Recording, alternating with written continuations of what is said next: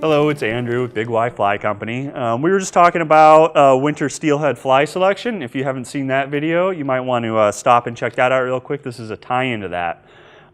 This is about how to choose the right sink tip for winter steelheading. This will be more designed towards spey rods and switch rods. Single hand rods will work for this, but these are really Skagit systems. There's some really cool Skagit heads out there that'll work on a single hand rod. A OPST commando head is great on like a 10-foot 8-weight or even a 9-foot 8-weight. But we throw a lot of spey and switch rods around here, so I'm focusing really on tips for that. This is the time of year we want to throw big flies, and to throw big flies we need a big rod, a big head, and a big sink tip. There are some factors when choosing a sink tip on. You've got to know where the fish are. Are the fish going to sit out deep, or are they going to be in close to shore? The one thing that determines that generally is the river conditions, obviously, but it's actually kind of counterintuitive because when the water is clear and low, the fish tend to sit way out in the middle, and they tend to sit deep, and they tend to sit in faster water or even slow water where it's really deep.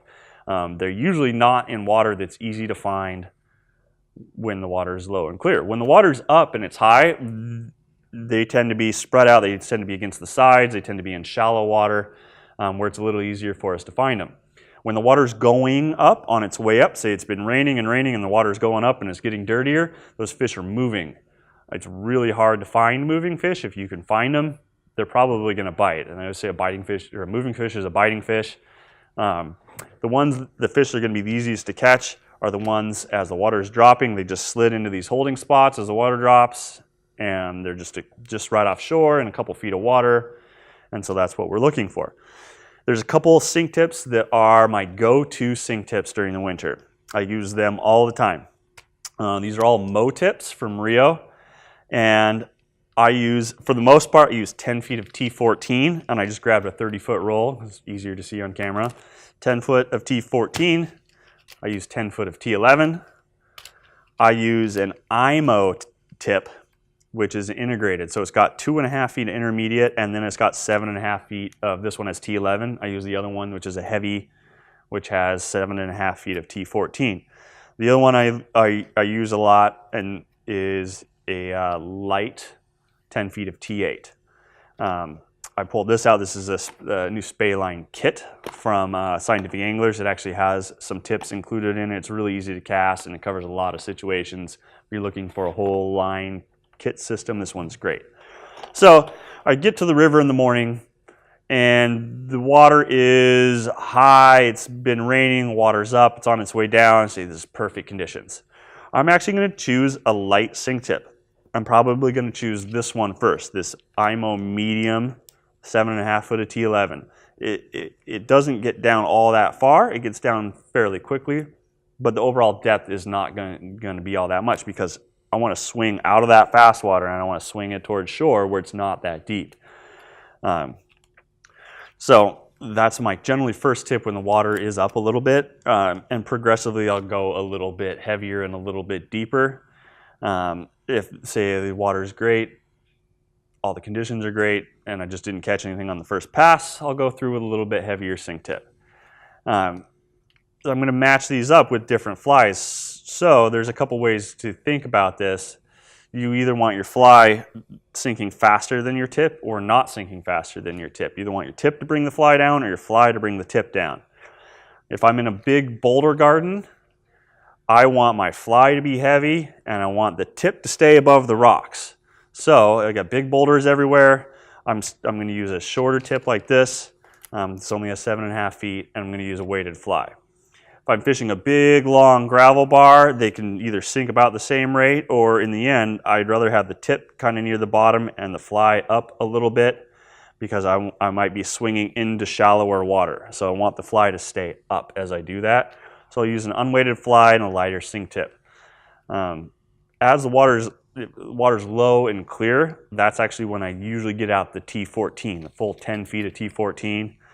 I use that, and because I'm a lot of times fishing a little faster water than I normally would, and I'm using a big weighted fly because I need to get down in water that I normally wouldn't be fishing, because those fish like to hold in that really nasty stuff when the water is low and clear, at least on the river that we fish here today. Now, if I'm using a big sink tip and an unweighted fly, I'm making the leader fairly short, about that long, with 1.5 feet, 2 feet. If I'm using a weighted fly and I want that fly to get down even farther, a big boulder garden, say this big old weighted fly here, I'm actually going to use a really long leader, maybe 6 feet or more. 6 feet is probably actually about the length I would want to use, about that long. But it can be a little counterintuitive, and people don't have a lot of confidence throwing a leader that's only that long, but it works fine. You want this thing to be on a short leash. That sink tip's getting where you need it to go, put that fly where you need it to go. The only time I'm going to differ from any of this is I'll throw like a really light sink tip when the water's really low and clear. I was talking about this in the fly selection video. If I show up to the river in the morning and I'm the first one through this run, and it's a big long run and there's a nice tail out, it's nice and even at the end, I like throwing a nice light tip, because those fish, I don't know how many times I've spooked fish out of like 1.5 feet of water because I'd stop fishing because I was hitting the bottom because my tip or my fly was too heavy. And I've learned my lesson. I'm only going to do it like 15 times this year before I remember to do that. But it's really effective, especially if you're the first one in the morning on a nice clear day. Those fish will sit in shallow water. So the rule of thumb with these, remember how heavy it is, T14, T11, T8, is how fast it will sink. So you're talking about how fast the water is. The overall length of it, so this one being 7.5, they do a 5 footer, 2.5, 12.5. That is how deep it will get overall. And after all that being said, the weight on the fly is actually going to affect all of that a whole lot more than the sink tip. You can throw a floating line in a heavy fly and it'll get down a whole lot farther than you can with a sink tip, a long leader, and an unweighted fly.